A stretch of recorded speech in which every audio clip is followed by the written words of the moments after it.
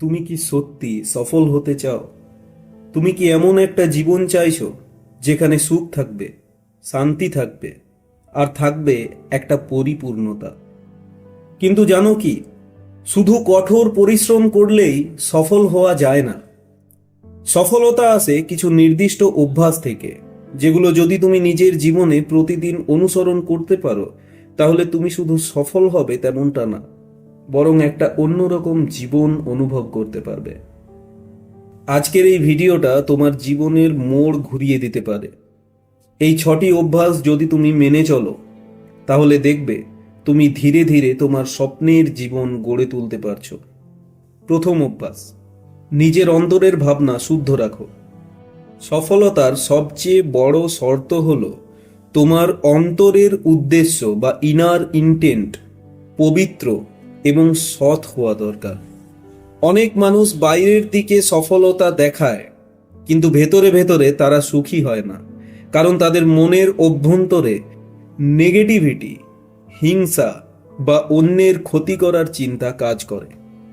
মনে রাখবে, তুমি যেরকম চিন্তা ভাবনা করবে, তেমনি তোমার চারপাশের পৃথিবী গড়ে উঠবে। প্রতিদিন সকালে নিজের মনকে শক্তিশালী করতে একটি লাইন বলো: আমার এই মন, আমার মুখের বাক্য এবং আমার এই শরীরের দ্বারা যেন কোনো জীবের বিন্দুমাত্র ক্ষতি না হয়।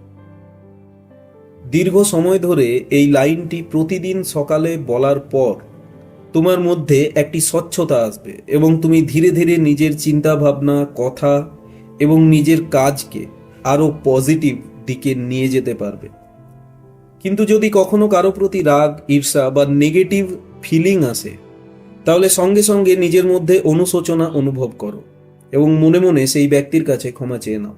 তুমি দেখবে তোমার মন ক্রমশ হালকা হয়ে আসছে এবং তুমি নিজের জীবনে এক নতুন পজিটিভ এনার্জি অনুভব করছো।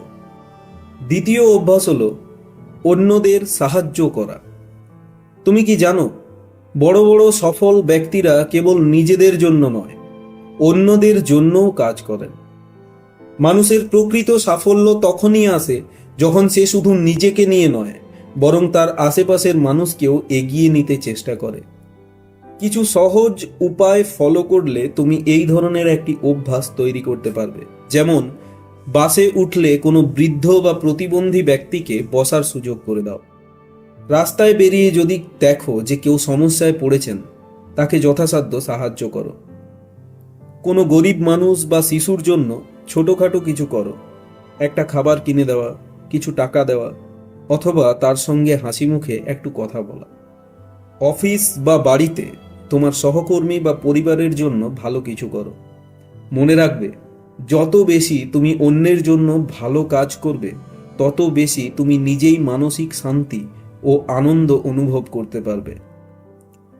তৃতীয় অভ্যাস হলো বর্তমানে বাঁচো। অতীত বা ভবিষ্যতের চিন্তায় ডুবে থেকো না। আমরা সবাই অতীত নিয়ে আফসোস করি আর ভবিষ্যৎ নিয়ে দুশ্চিন্তা করি, কিন্তু তুমি কি জানো, তোমার আসল শক্তি লুকিয়ে আছে বর্তমানে, অর্থাৎ প্রেজেন্ট মোমেন্টে। অতীতকে পরিবর্তন করা সম্ভব নয়, আর ভবিষ্যতও অনেকটা অনিশ্চিত। তাই তোমার হাতে যা আছে তা হলো বর্তমান। তুমি যদি প্রতিনিয়ত অতীতের ব্যর্থতা বা ভবিষ্যতের অনিশ্চয়তা নিয়ে ভেবে ভেবে দুশ্চিন্তাগ্রস্ত থাকো, তাহলে বর্তমান সময়ের মূল্যবান মুহূর্তগুলি তুমি হারিয়ে ফেলবে। তাই আজকের দিনে যা হচ্ছে তাতে সম্পূর্ণ কনসেন্ট্রেট করো। প্রতিটি মুহূর্তকে উপভোগ করো। মন খারাপ হলে ধ্যান বা মেডিটেশন বা শ্বাস প্রশ্বাস নিয়ন্ত্রণের মাধ্যমে নিজেকে শান্ত করো। অযথা ভবিষ্যতের চিন্তা বন্ধ করো এবং নিজের কাজে ফোকাস করো। যখন তুমি বর্তমানে বাঁচতে শুরু করবে, তখন দেখবে জীবনের প্রতি তোমার দৃষ্টিভঙ্গি বদলে গেছে। চতুর্থ অভ্যাস, ইতিবাচক মানসিকতা বজায় রাখো। তুমি যেরকম চিন্তা ভাবনা করো, তোমার জীবনটিও সেরকমই হয়ে ওঠে। যদি তুমি মনে মনে করো আমি পারবো না, আমার জীবন শেষ, তাহলে তোমার অবচেতন মন বা সাবকনসিয়াস মাইন্ড সেই নেগেটিভ কথাগুলিকেই বাস্তবে রূপ দেবে। কিন্তু যদি তুমি মনে মনে বিশ্বাস করো আমি পারবো, আমি শক্তিশালী, আমার জীবনে ভালো কিছু আসছে, তাহলে তোমার মন পজিটিভ এনার্জি দিয়ে ভরে উঠবে। এরপর প্রশ্ন হলো যে কিভাবে তুমি একটি পজিটিভ মাইন্ডসেট বা ইতিবাচক মানসিকতা গড়ে তুলবে। কখনোই নিজেকে ছোট মনে করবে না, নিজের দক্ষতা ও শক্তির ওপর ভরসা করো। যে কোনো পরিস্থিতির মধ্যে ভালো দিক খোঁজার চেষ্টা করো। তোমার জীবনে যতই খারাপ কিছু হোক, চেষ্টা করো তাতে ভালো কিছু খুঁজে নিতে। আর সব থেকে গুরুত্বপূর্ণ টিপ, নিজেকে প্রতিদিন মোটিভেট করো। প্রতিদিন সকালে আয়নার সামনে দাঁড়িয়ে নিজের জন্য পজিটিভ কথা বলো, যেমন আমি বুদ্ধিমান, আমি শক্তিশালী, আমি সফল হব। যদি তুমি প্রতিদিন এই ছোট ছোট পজিটিভ অভ্যাসগুলি বা ইতিবাচক অভ্যাসগুলি তৈরি করো, তাহলে একদিন দেখবে তোমার জীবন অনেকটা বদলে গেছে। পঞ্চম অভ্যাস, অন্যের দোষ না খুঁজে নিজের ভুল সংশোধন করো।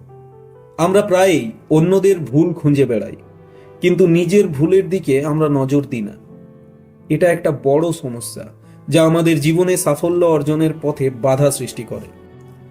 জীবনে যদি তুমি সত্যি উন্নতি করতে চাও, তাহলে নিজের ভুলগুলি খুঁজে বের করো।